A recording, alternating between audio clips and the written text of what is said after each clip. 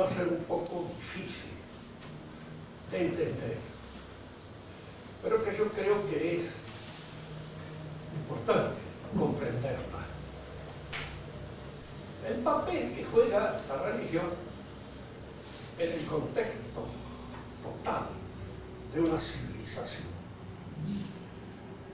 Dijimos en la clase anterior que la religión es algo que viene de Dios, o no existe, no hay religión. Y por eso es una sombra. El papel que juega la religión en el orden de una civilización es fácil verlo en las dos civilizaciones cuya iniciación nosotros podemos conocer a través de una documentación excelente. La religión, la civilización hebrea en el Antiguo Testamento y la civilización nuestra en la aparición de Cristo nuestro Señor y en la fundación de la Iglesia. Esas dos cosas nosotros podemos conocerlas y luego podemos ver el desarrollo total de esa civilización y el papel que juega la revelación en ese desarrollo y posteriormente en la destrucción misma de esa civilización. La otra civilización que nosotros conocemos porque hablamos de ella es la greco-latina. Ahora, no sabemos bien ni cuál era la religión greco-latina, ni cuál es muy bien el papel que esa religión desempeña en el nacimiento, en el crecimiento de esta civilización. Hay un libro que es muy importante, a pesar de que no está escrito por un pensador católico, ni mucho menos. Al contrario, su visión de la historia diríamos que es más bien zoológica que espiritual. Pero a pesar de tener una visión zoológica y no espiritual del desarrollo de la civilización, tiene algunas observaciones que son importantes y que colocadas en otro contexto más espiritualista pueden servirnos para darnos una idea de cuál es el papel que cumple la religión en el seno de la civilización. Él supone que las civilizaciones son como plantas o como animales que nacen de la suerte del huevo y van desarrollando toda una formalidad que está en alguna medida contenida in ovo, en el huevo, en el nacimiento.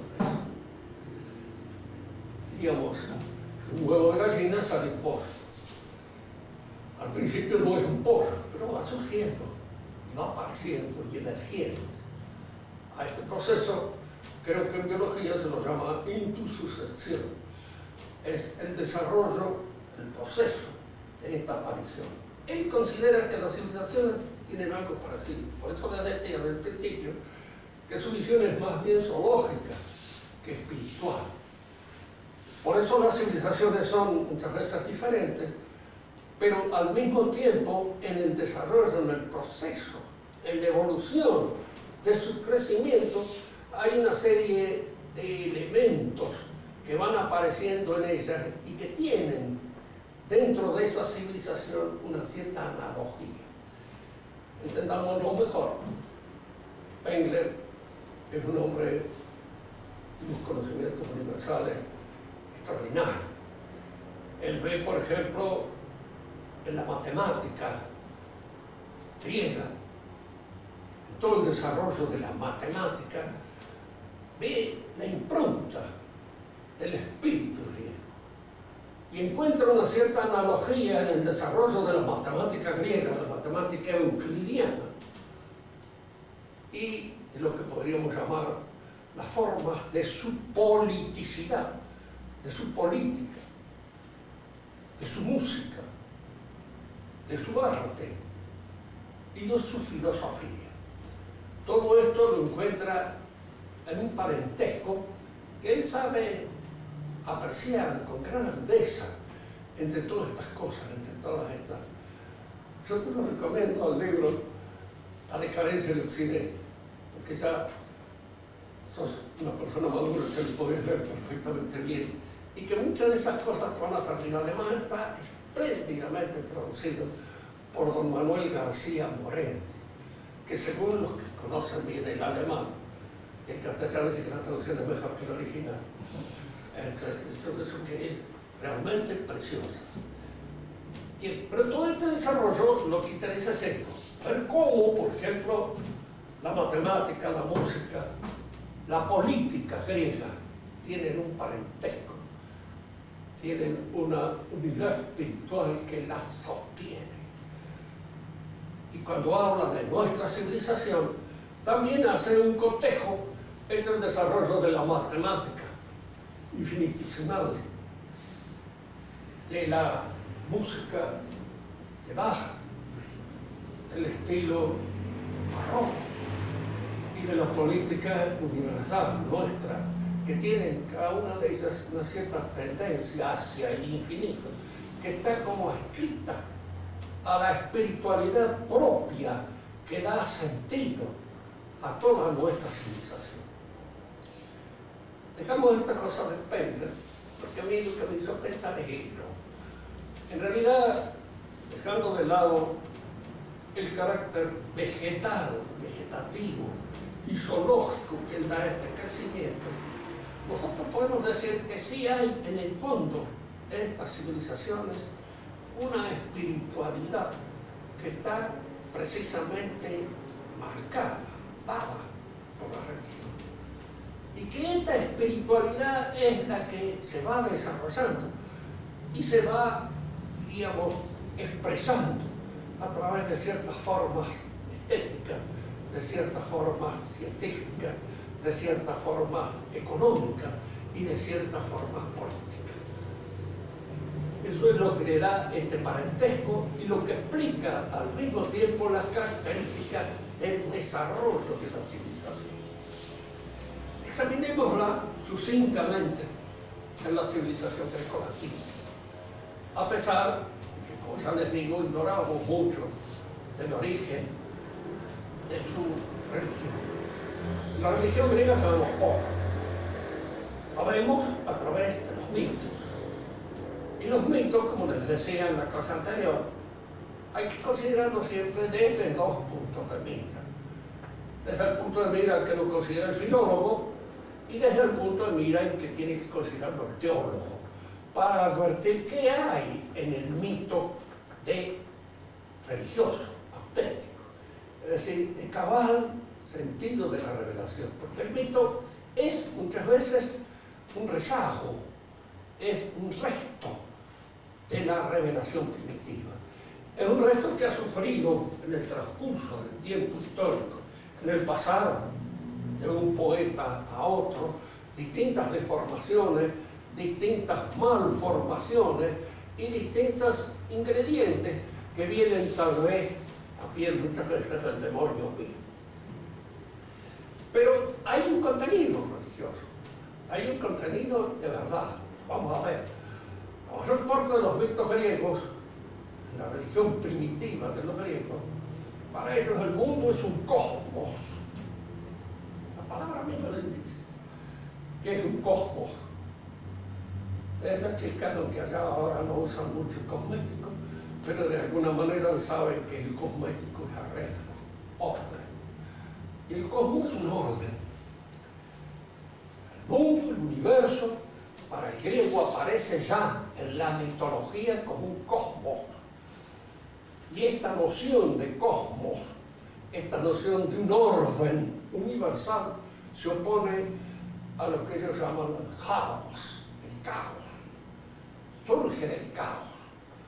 Y este surgimiento de un orden a partir del desorden fundamental, de lo informe, de lo caótico, supone indudablemente la existencia, la vigencia de una inteligencia que está provocando el orden, que está realizando del universo un cosmos. Esto ya está en los mitos griegos y en alguna manera es lo que favorece, más anima, impulsa el crecimiento de la inteligencia griega. Los griegos tuvieron filosofía, es decir, ciencia. En sentido cabal, la filosofía es ciencia, sin saber. Vamos a ver por qué razón aparece luego en el curso de nuestra civilización esta separación entre ciencia y filosofía, que es una separación arbitraria, simplemente nace del desconocimiento del carácter analógico que tiene la palabra ciencia. Es distinta ciencia. En general, el científico que está acostumbrado a la observación minuciosa de los hechos y a la constatación de esos hechos, supone que la ciencia que no procede de esta manera no es ciencia. En ese sentido, imagínense, la matemática no sería ciencia, porque no es ciencia de observación, no es ciencia de experimentación, no es ciencia de constatación de hechos. Es simplemente una ciencia que surge de las definiciones, de los postulados, de una serie de principios puramente racionales que luego se desarrollan y van sacando todas aquellas conclusiones que la razón establece.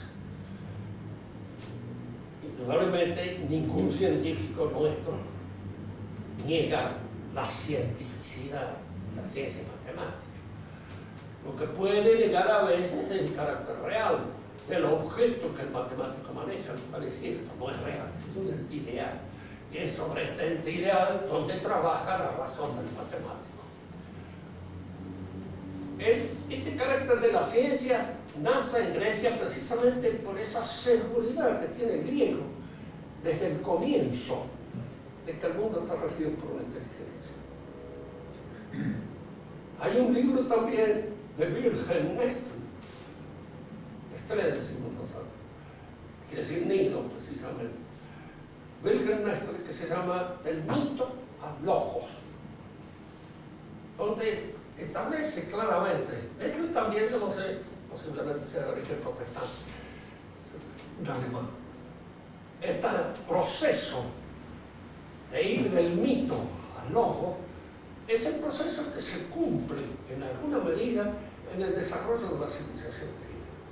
Tanto que nosotros podemos decir que la ciencia, la filosofía griega, surge del mito y surge con una intención de esclarecer, de hacer intervenir la razón en los contenidos del mito y descubrir cuál es el fondo, el fundamento auténtico que sostiene el mito.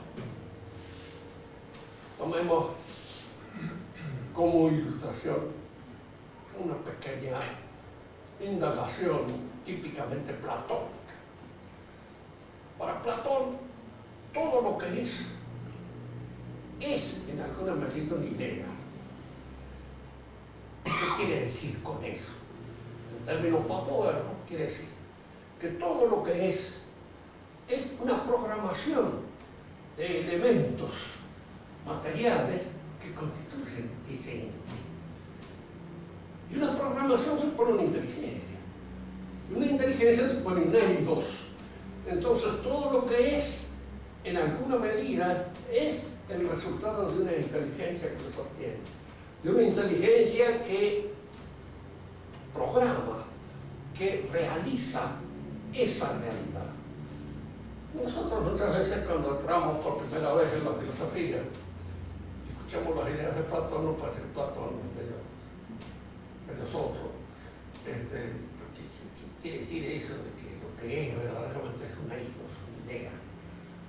Nos cuesta trabajo entender, pero en el fondo, si lo pensamos bien, tiene razón. Porque en el fondo todo lo que es, lo que lo hace a esto, eso que es una programación de los elementos que lo constituyen. Y esa programación de los elementos que lo constituyen supone una inteligencia que programa. Y esa inteligencia que programa es el logos divino, que sostiene el cosmos sobre el caos. La filosofía nace de esta seguridad. que les da a los griegos quieta religión.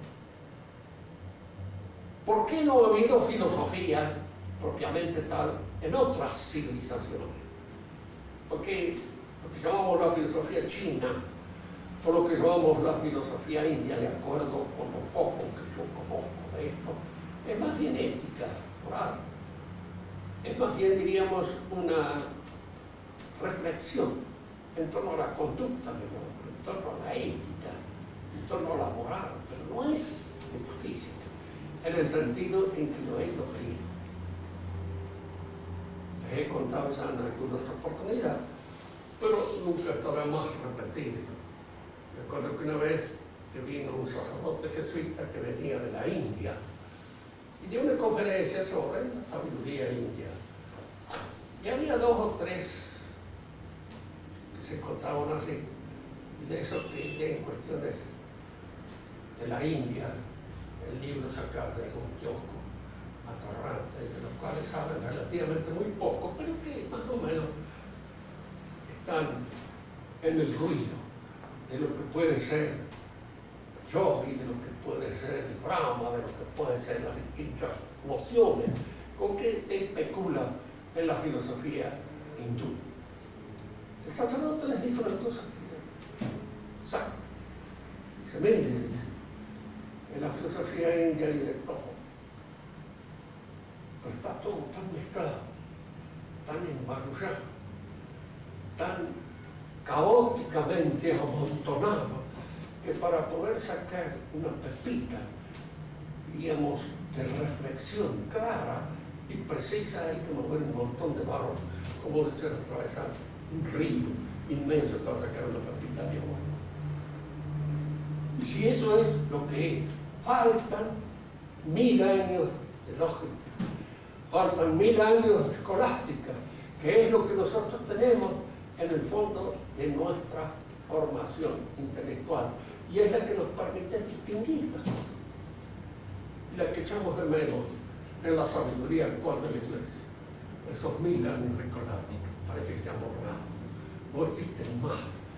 Ahora todo cae en una especie de magma sentimental, en el cual ya no hay distinción entre lo que es lógico y lo que es óptico, lo que es real, lo que es ideal, entre lo que es justo, lo que es digno de la misericordia, etcétera, etcétera. No hay más. Todo eso está mezclado, todo eso entra en la caótica cabeza del actual jefe de la Iglesia y que hace que todas esas imprecisiones y ambigüedades aparezcan, diríamos, influenciando muchas veces a los sinvergüenzas, a los cuales se felicita, y a los otros sentimentales, a los cuales hay entre ellos una confusión. En el cristianismo hay que lo convierten en una cuestión sentimental. Si el cristianismo sea pura y exclusivamente la pedido de perdón de las ofensas, bueno, si hubiéramos empezado así, no hubiéramos quedado así. Estaríamos hasta el momento pidiendo perdón nada más de esto, de lo otro, de aquello, de los demás años. Bien, dejemos esto de lado. La Grecia, entonces, hay un principio que está en la mitología y que es la que le permite a la inteligencia del hombre enfrentar la realidad con la seguridad de que detrás de lo que aparece, detrás de los fenoménicos, detrás de aquello que impresiona nuestros sentidos, nos vamos a encontrar con un fondo inteligible, con un fundamento inteligente, porque la realidad entera está sostenida por una inteligencia. En los mitos esto aparece siempre configurado en una forma mítica. Cuando se inicia la filosofía, se inicia la indagación de qué constituye este ojo, qué es este fundamento intelectual que se encuentra detrás de lo real, qué es lo que realmente es, pregunta griega. Y esta pregunta que nos va a llevar a los griegos, a Platón y a Aristóteles especialmente, al descubrimiento del sostenimiento inteligente de la realidad. Las esencias de las cosas están en la inteligencia divina, están en el pensamiento que se piensa, dice Aristóteles, están en el demiurgo, dirá Platón, pero de alguna manera una y otra suponen una inteligencia que sostiene el universo. Todo desarrollo de la cultura, de la civilización griega, es el desarrollo. Culmina en la Jerusalén, en la búsqueda del centro divino. Y fíjense, es curioso, porque este pensamiento que va buscando el centro divino, y este pensamiento que en alguna medida entra ya en la percepción de la existencia de un logos o de una inteligencia divina, se va a encontrar en el camino histórico con la revelación cristiana. Y de la revelación cristiana y esto va a surgir lo que llamamos nosotros el saber teológico. El cristianismo, aunque antes de entrar en el cristianismo conviene que digamos algo sobre el hebraico. La civilización hebrea se inicia con un llamado, una convocación de Dios a un hombre que se llamaba Abraham. Hemos dicho en algunas otras oportunidades, como siempre también, en ciertas cosas que repetidas no vienen nunca del todo mal. Al fin de cuentas rezamos al Padre Nuestro todos los días y es siempre el mismo. Y en ese sentido, no sé si muchas veces penetramos toda la profundidad que surge de una reflexión minuciosa hecha sobre el Padre Nuestro. Adán es convocado por Dios. Esto está en una documentación. Como dice Tremontani, es cierto. Por mucho que nosotros pongamos en duda esta convocación, el documento de hecho, por mucho que sea nuestra duda, existe desde hace por lo menos 4.000 años o más. Está. Y este documento es un hombre que es convocado por Dios y al cual le hace una promesa, que no va a ser padre de una familia innumerable, que sus descendientes van a ser como las arenas. Nunca. Fíjense que en la época en que esta promesa se hace, en la vara de Abraham, no pasa de 50 personas, 60. De manera que es una promesa descomunal, que ya aparece 4.000 años antes de Cristo. Y al aparecer más o menos en esa época antes de Cristo, uno empieza. ¿Y esto qué significa? Pues esto significa lo que ahora nosotros vemos. Es decir, que la descendencia de Abraham, los hijos espirituales de Abraham, son numerosísimos, millones de hombres que forman esa familia. Es decir, cómo este documento sabe con toda precisión, con toda seguridad que eso va a suceder. Y eso sucede, y eso será. Precisamente en eso constituye el elemento propiamente religioso de un documento. El pueblo de Israel se forma a partir de esta promesa. Fíjense que es curioso. Esta promesa está hecha a Abraham. Y esta promesa al mismo tiempo está hecha al pueblo que va a surgir de Abraham. Al pueblo que va a nacer de Abraham. Este es el pueblo hebreo. De él va a nacer el Mesías. De él va a nacer el Salvador del mundo, el que Dios ha prometido a los hombres siempre, porque recién lo esperan siempre, todos los pueblos. Cuando llegan los españoles a América, en cierto modo se encuentran con que los incas y también los aztecas esperaban algo que iba a venir así, a través de estos pájaros alados, como ellos llamaban a las carabelas, y que les iba a traer una verdad religiosa nueva. Eso explica de alguna manera la conquista, que de otra manera no se puede explicar. Ahora aparecen todos los indigenistas, echándole el cuerpo a los españoles de haberse metido en el bolsillo a todos los indios, apaleados, a haberlos hecho trabajar. Piensen que acá en Mendoza los españoles que llegaron, cuando se fundó Mendoza, eran 40. Y según las estadísticas, los indios eran 100.000. Que 40 gallegos acá agarrados, hacer pellillos a patadas, y los han hecho estar de un lado para otro. Resulta una imbecilidad. La explicación tiene que ser otra. Y la explicación está en esto. Esto no lo esperaban, y esto trajeron algo que los otros esperaban. Y eso que esperaban era, de alguna manera, algo que venía a satisfacer una aspiración, que venía a satisfacer un anhelo, que estaba incluido en el alma de los indios. Algunos empiezan de que yo he leído hace poco una historia de la religión, que es curioso, que todos los historiadores de la religión no creen ni en el moco hervido. Y entonces uno piensa, ¿cómo diablos estos tipos que no tienen fe para nada pueden escribir sobre algo de lo cual no entienden nada? Y da esa impresión efectiva de que no entienden nada.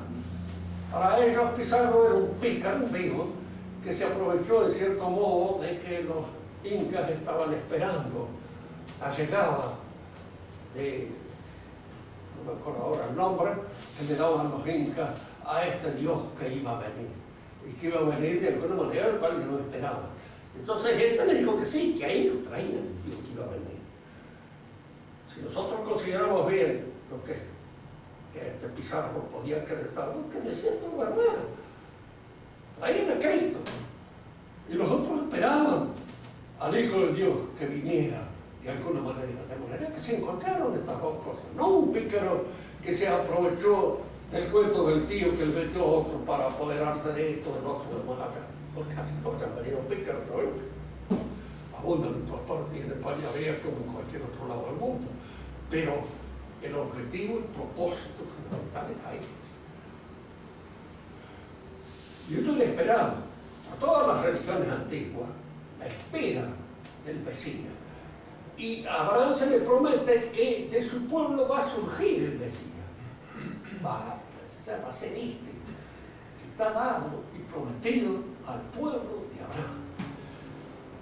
El pueblo hebreo se forma entonces sobre esta, diríamos,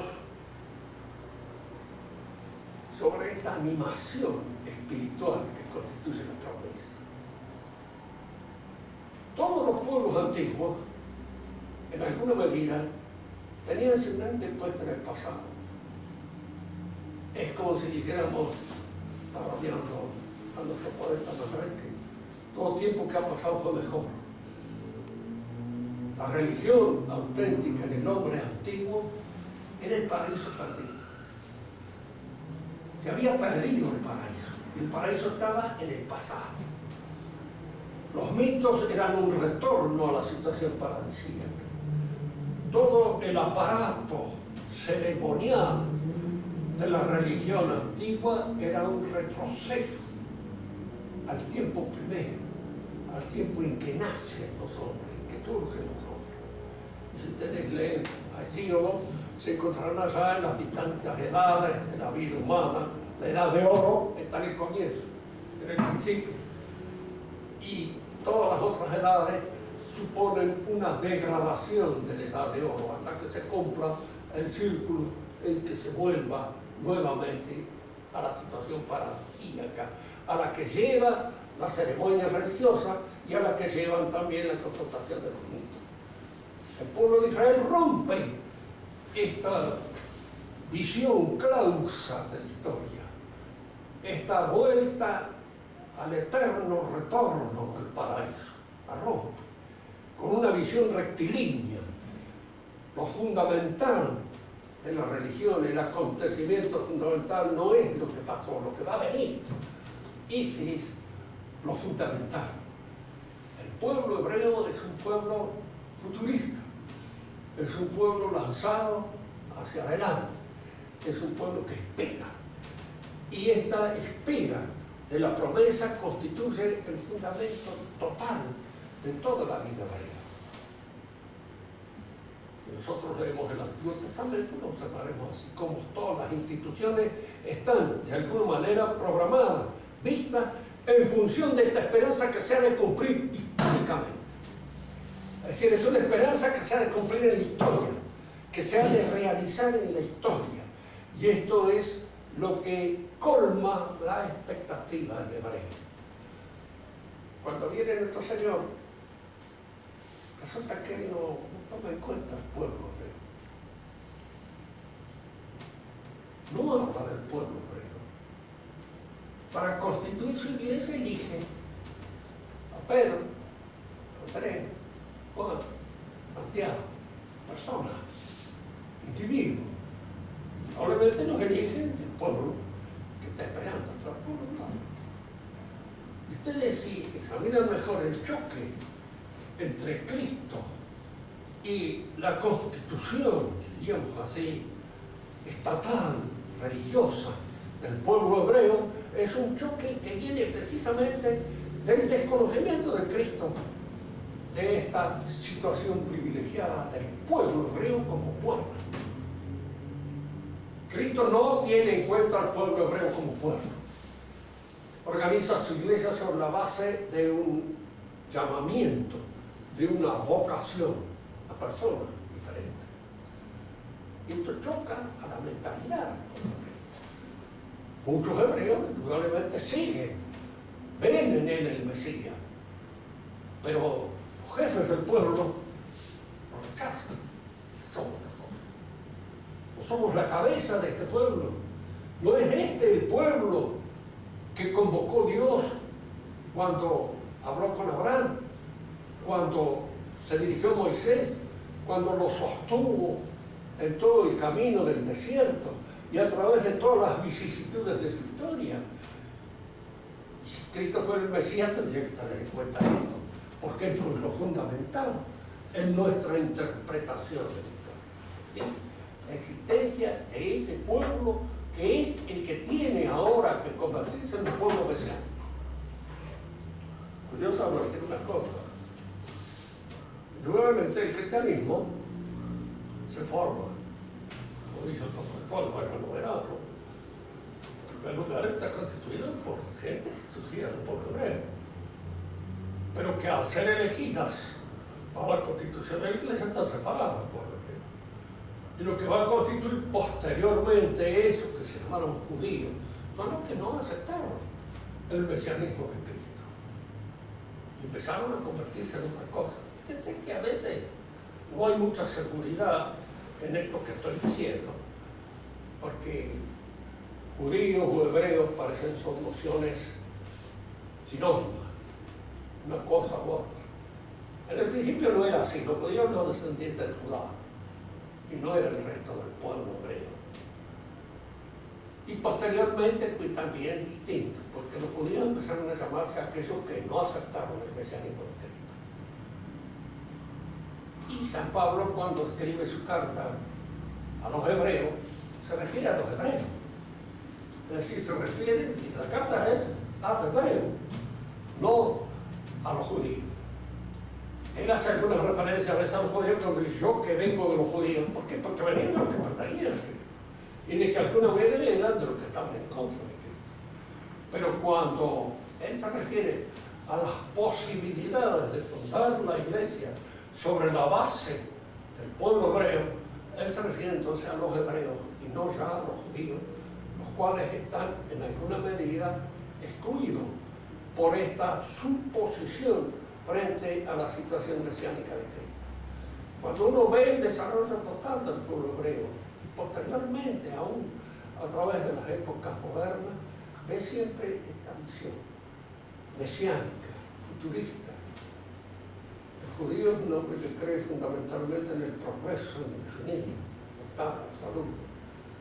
Va a ser revolucionario, en cuanto de alguna manera la revolución entre las cosas en el juego de nuestra civilización. ¿Por qué? Porque es futurista, porque su visión está en aquello que va a suceder en la historia. El marxismo es, en alguna medida, un mesianismo laicizado, pero surgido de esta consideración religiosa, de esta promesa propia de los hebreos. Yo siempre he dicho, el marxismo no es católico, no es cristiano. El liberalismo sí, pero el marxismo no. Si hay herejías que nacen en el cristianismo y que surgen del cristianismo como una corrupción o una, diríamos, acepción un poco particular que se hace de algunas de las verdades cristianas. Recuerden ustedes que secularizar es convertir al siglo algo que pertenece a la iglesia. se seculariza un edificio eclesiástico cuando se lo convierte en un hotel, en una boate, en cualquier otra cosa. Y se seculariza una idea religiosa cuando se le da de esa idea una interpretación laica, una interpretación puramente secular, una interpretación puramente profana, y entonces se seculariza la idea. Por ejemplo, ¿qué ideas se secularizan entre nosotros? Los que son médicos habrán visto la idea, por ejemplo, de la evolución y de este progreso filogenético inscrito en la naturaleza misma, en la biología del ser humano, es una idea de San Pablo transformada en una interpretación de tipo profano, de tipo biológico, porque es la idea de ese nuevo hombre que va a surgir del cristiano como consecuencia de la gracia y al mismo tiempo de la colaboración conjunta de nuestra buena voluntad. Nace el cristiano, nuevo hombre. Esta idea, si ustedes la convierten, pues este superhombre al cual nosotros nos aproximamos, no sé cómo ni de qué manera, porque cada vez que uno se encuentra con los superhombres que nos rodean, en realidad son bastante decepcionantes y no implican de ningún modo un salto biológico que permita hablar de una mutación progresiva, ni mucho menos. Pero esta idea de la mutación progresiva de carácter biológico es una idea cristiana echada a perder, enloquecida, como decía Chesterton, es decir, convertida en una interpretación puramente profana. Y como esa, vamos a ver casi todas las otras ideas que surgen en el campo de la revolución moderna. No son nada más que ideas cristianas corrompidas, echadas a perder.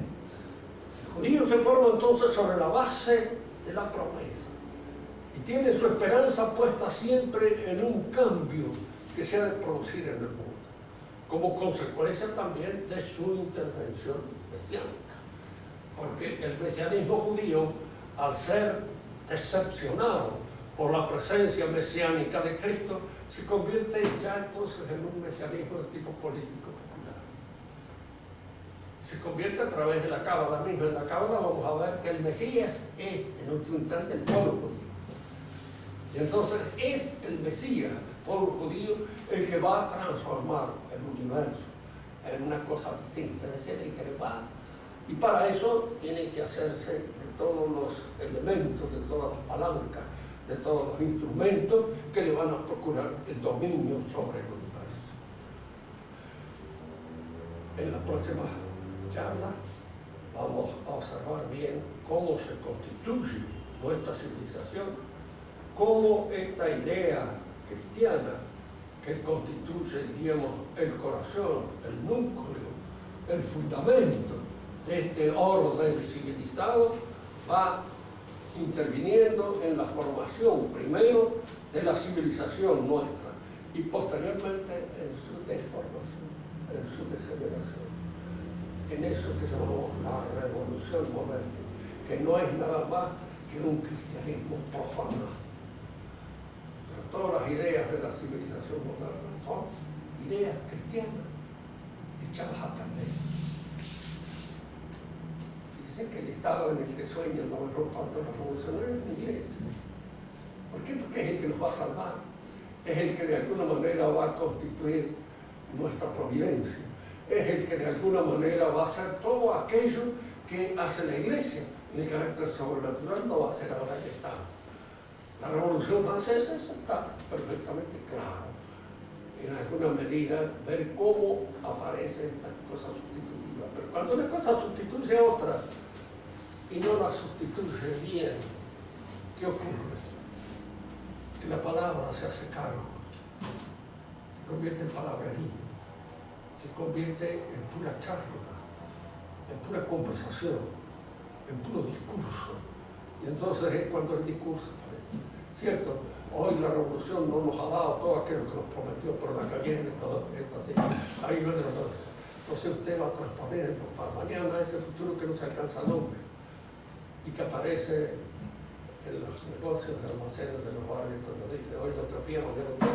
Bueno, así es típico del carácter, porque el futuro es inaccesible. es lo que todavía no es. Entonces, una promesa hecha para el futuro histórico es siempre una promesa que se suma en el horizonte. Es una promesa que usted no puede agarrar nunca, que usted no puede tocarle nunca nada porque es como una sombra que se desvanece. La nuestra, se va a discutir si alguien decide va a tener que creer en el reino de Dios, y el reino de Dios es la regalo que viene después que nos muere. Bueno, podemos discutir si esa promesa puede o no tener una realización. Pero lo que sí no podemos discutir es que estas promesas de que la generación futura va a ser mejor que la nuestra, no sabemos por qué, es absurdo. Porque juntándonos en nuestra experiencia, nos damos cuenta de que eso no es así y no se produce de ninguna manera. En la próxima clase entraremos entonces a la reflexión sobre cuál es la forma en cómo el cristianismo transfigura la ciencia que hereda de los griegos, transfigura la política, transfigura la economía, transfigura todas las actividades propias del espíritu y les va insuflando su espiritualidad.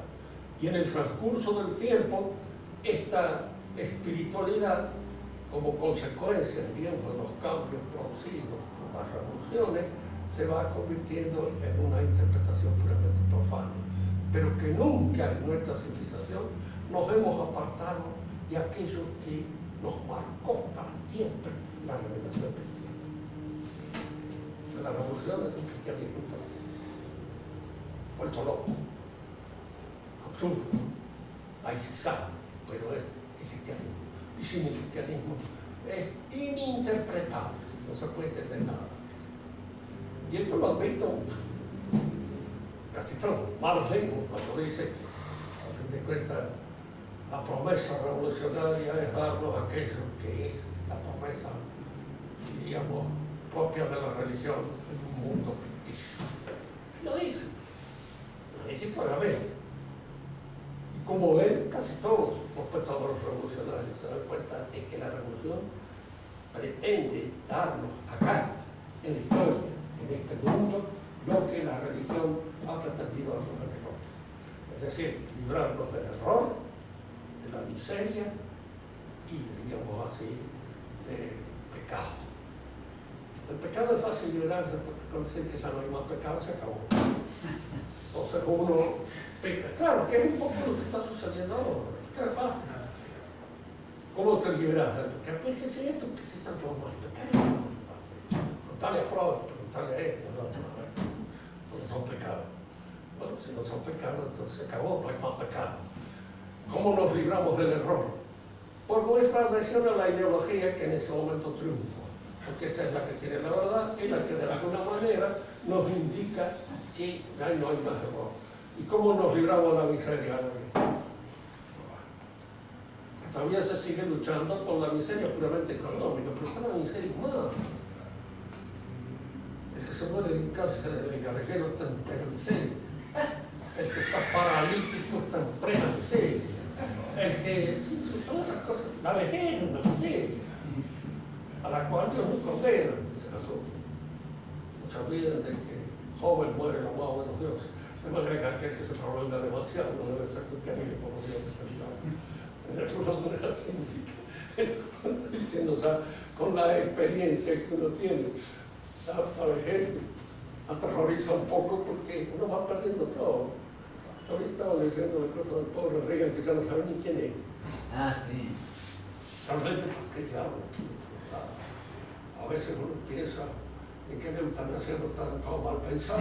Si se piensa en las cosas en un terreno pura y exclusivamente natural. Sí. Las cosas son naturales.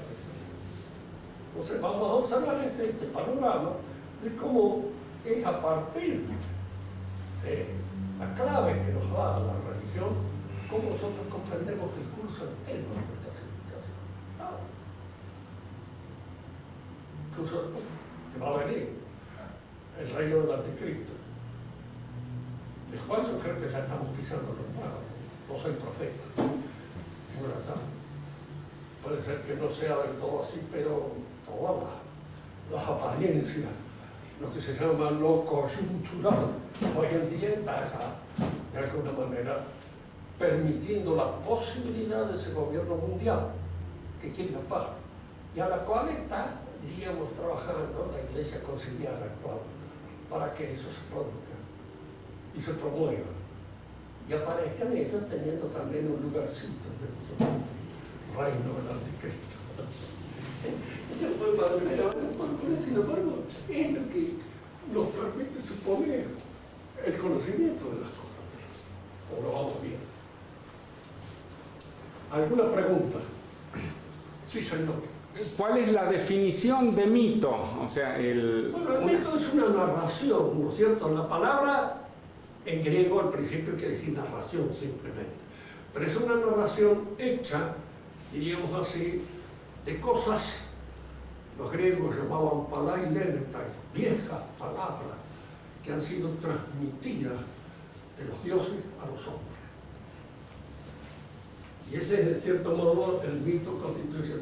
Entonces, siempre hay en el mito, porque no hay que pensar que estas cosas son pura y exclusivamente invenciones. Hay algo, un fondo tradicional auténtico. Y este fondo tradicional auténtico está formado por las revelaciones que se dieron en el principio. Nosotros sabemos que a Adán se le reveló el nombre de las cosas. Al decir que se le reveló el nombre de las cosas, queremos decir que Adán sabía acerca de la constitución misma del cosmos muchas cosas que nosotros no sabemos. Que él las sabía. Sabía el nombre de los animales por el cual los dominaba. Y cuando uno sabe el nombre, dicen que lo domina. Por eso el nombre de cada uno de nosotros solo Dios lo sabe. Nosotros no lo sabemos.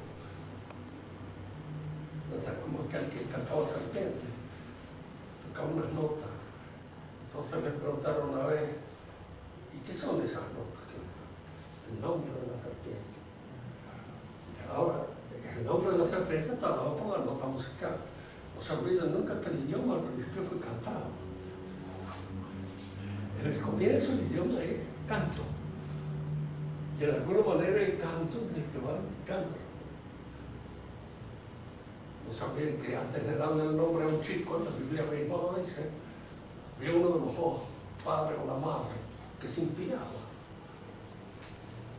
Y entonces, en alguna manera sentía que recibía del cielo el nombre. Su nombre es Juan. Pero no hay nadie en tu familia que se llame Juan. Su nombre es Juan. Le preguntaron a María, su nombre es Juan. Entonces, desde ese momento es el nombre el que lo caracteriza, el que de alguna manera supone lo que es. El nombre mío es bastante curioso, porque quiere decir Dios me oye, porque es uno de los nombres de las mujeres de Jacob, que tuvo el primero de los hijos que se llamó Rubén, y era aquel que decía Dios me oye. A veces es bromado por los nombres, les digo a ustedes para poder ser mamá, ponganle siempre nombres, no pongan nombres muy desdichados, porque pueden influir luego sobre la. ¿Alguna pregunta? ¿Por qué el modo de ser de pensadores, de cogitativo de los griegos, de civilización greco-latina, por qué no se da con los germanos o los anglos o no se da con los árabes? ¿Por qué se da con los greco-latinos nada más? Yo creo que de fondo es esto, es la religión, ¿no es cierto? Entre los griegos aparece esta idea de la proporción, pero como digo, pues, si no hay cosas que son misteriosas. Cuidado, Rubén. No se entendió. Hay cosas que son muy misteriosas. ¿Qué Atenas?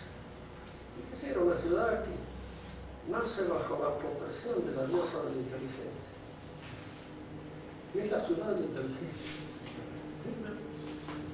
¿Por qué Roma nace bajo, diríamos, la protección de Marte, Júpiter y Quirinus, el dios de la guerra, el dios del gobierno y el dios de, diríamos, el derecho.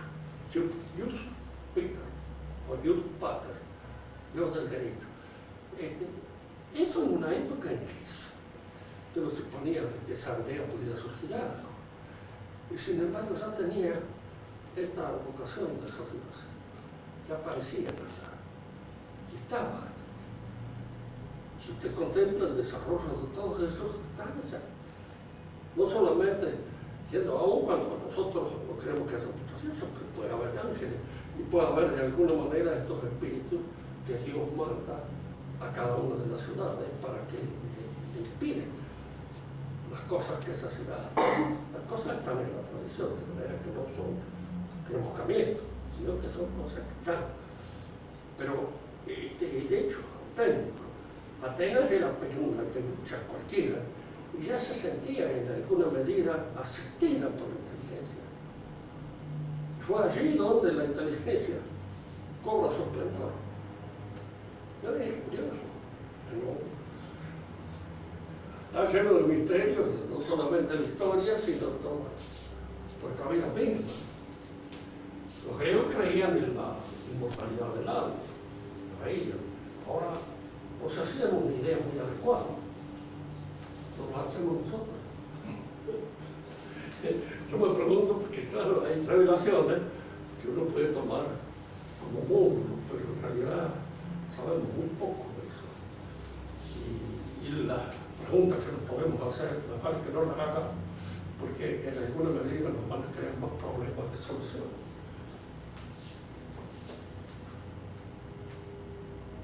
Si no, nosotros nos preguntáramos uno mismo, ¿puede ser feliz alguien que se muere y que está dejando acá toda su familia en situaciones de peligro, que se puede ir a alcanzar la felicidad eterna, no sabe que aquellos que quieren están en el filo de la navaja? ¿Cómo podemos entender esto nosotros? Simplemente no lo podemos entender. Hay algo aquí, incluso un pase de una dimensión a otra, que nos hace imposible la posibilidad de entenderlo. Otra pregunta. Galileo.